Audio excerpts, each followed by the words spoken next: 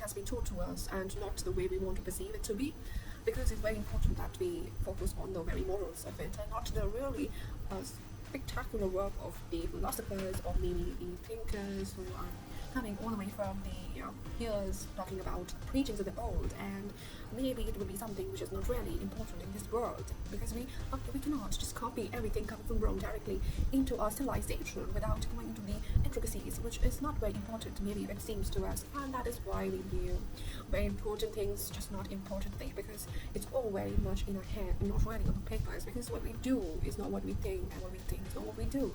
So it's important that we categorize really into things into what is important categorically, because it's very important that we understand the my details and not be obsessed by what we see on the surface.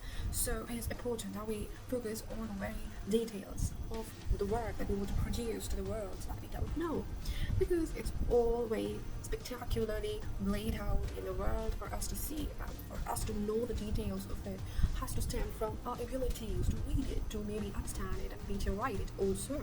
So we have to do it the most perfect way, so that it comes out very clearly and we know that we are doing it for our virtues and not for the world to know about it.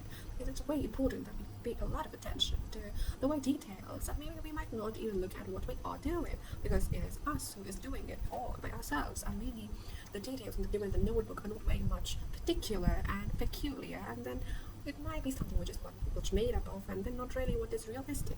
So we need to know what is happening, because we should be aware of what is happening around us. Otherwise, it's all very uncertain, and then it's going to be all rubbish. So we need to know what's happening. So that exactly. So on that note, I would like to call it off, because I've done a lot of this British accent, which is just different from what we Indians like to speak, and it's totally different. I mean, I never could have done it before. I just thought, let me just give it a Hermione style of Harry Potter. And now that I've done it, I feel so proud about it, and it's a good thing. It's a pat on the back. So yeah, on that note, I like to call it off, and then that would be it. So it's much of a British accent for you guys. Ta-da and bye.